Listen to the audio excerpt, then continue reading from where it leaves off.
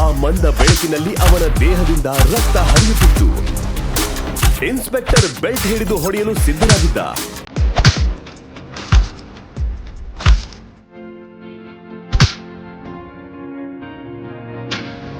ಕಾನ್ಸ್ಟೇಬಲ್ಗಳ ಕ್ರೂರತೆ ಶಿವಾಯಿನನ್ನ ಶಾಂತಗೊಳಿಸಿತು. ಅದು ಬಿರುಗಾಳಿ ಬರುವ ಮೊದಲಿನ ನಿಶ್ಶಬ್ದವಾಗಿತ್ತು.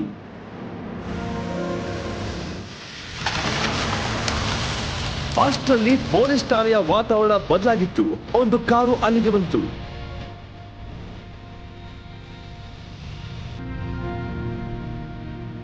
ಆ ಹೆಸರು ಕೇಳಿ ಇನ್ಸ್ಪೆಕ್ಟರ್ನ ಹೃದಯ ನಿಂತು ಹೋದಂತಾಯ್ತು. ನೀವು ಏನ್ ಮಾಡಿದ್ದೀರಿ? ನೀವೆಲ್ಲ ಹುಚ್ಚರ? ಅವನನ್ನ ಬಿಡುಗಡೆ ಮಾಡಿ. ಇದೆಲ್ಲ ಏನ್ ನಾಟಕ? ನನಗೆ ಮೊದಲು ಹೇಳಿ, ನೀವೆಲ್ಲ ನಮ್ಮನ್ನ ಹೆದರಿಸ್ಬೇಕು ಅನ್ಕೊಂಡಿದ್ದೀರಾ? ನಿಮಗೆ ಗೊತ್ತಾ ಶಿವಾಯ ಮಹೇಶ್ವರಿ ಯಾರು ಅಂತ? ಅವನೇ ಈ ನಗರವನ್ನು 3 ವರ್ಷಗಳ ಹಿಂದೆ ಉಳಿಸಿದ ರಕ್ಷಕ. ಒಂದೇ ಸಲ 735 ಉಗ್ರರನ್ನ ಕೊಂದ ಯೋಧ ಇವನು. ಅವನೇ ಭಾರತದ ದೊಡ್ಡ ರಹಸ್ಯ ಏಜೆನ್ಸಿಯ ಮುಖ್ಯಸ್ಥ. ಅವನು ಮೇಜರ್ ಶಿವಾಯ್. ಕೇಳಿ ಇನ್ಸ್ಪೆಕ್ಟರ್, ಇದನ್ನೆಲ್ಲ ಬೇರೆ ಯಾರಿಗೂ ಹೇಳಬಾರ್ದು.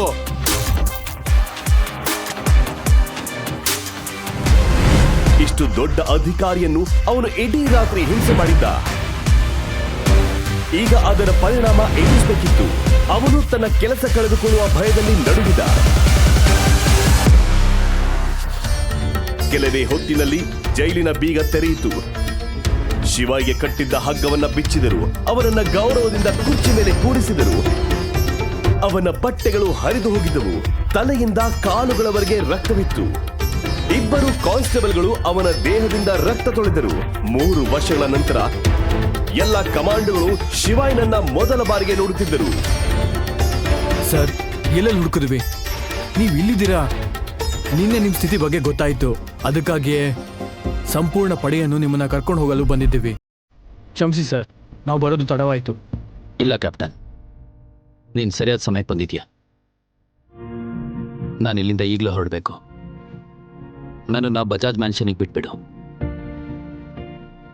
ಇವೆಲ್ಲದರ ಮಧ್ಯೆ ಶಿವಾಯ್ ಇನ್ನು ನಂದಿನಿಯ ಬಗ್ಗೆ ಯೋಚಿಸುತ್ತಿದ್ದ. ನಿನ್ನೆ ರಾತ್ರಿ ನಂದಿನಿ ಹಚ್ಚಿದ ಬೆಂಕಿ ಇನ್ನು ಅವನ ಕಣ್ಣಿನಲ್ಲಿ ಹೊತ್ತಿ ಉರಿಯುತ್ತಿತ್ತು. ಅದನ್ನು ಅವನು ಆರಿಸಬೇಕಾಗಿತ್ತು. ಅದು ನಂದಿನಿಯನ್ನು ಭೇಟಿಯಾದಾಗ ಮಾತ್ರ ಆರಲಿದೆ. ಶಿವಾಯ್ ಎಲ್ಲರಿಗೂ ಹಿಂದಿರುಗುವಂತೆ ಆದೇಶಿಸಿದ. Platoon fall back.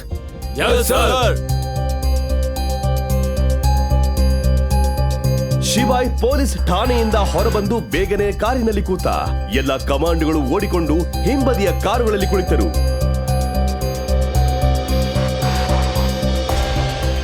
Captain Sartaj ಶಿವಾಯ್ನ ಪಕ್ಕದಲ್ಲೇ ಕೂತು ಕೇಳಿದ, ಮೇಜರ್, ಯಾಕೆ ಇಡೀ ರಾತ್ರಿ ಜೈಲಲ್ಲಿದ್ದೀರಿ?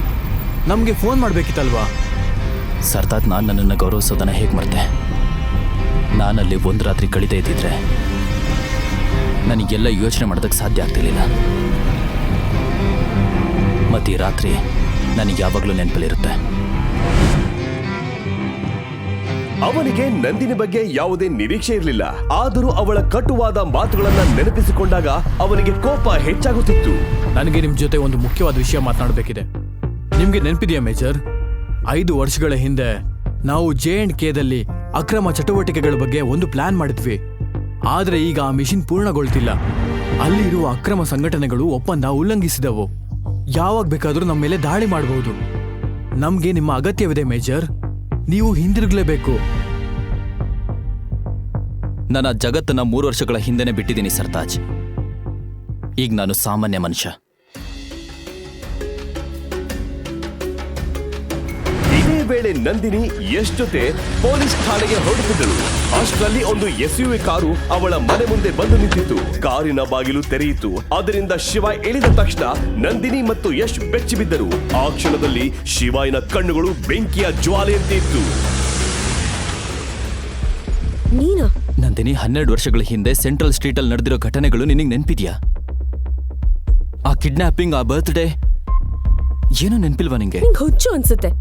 ಅಥವಾ ಅವತ್ ನಿನ್ ತಲೆಗೆ ಹೊಡೆದಿದ್ದ ಗಾಯದಿಂದ ಏನಾದ್ರೂ ಆಯ್ತಾ? ನೀನ್ ಹೊರಗೆ ಹೇಗ್ ಬಂದೆ?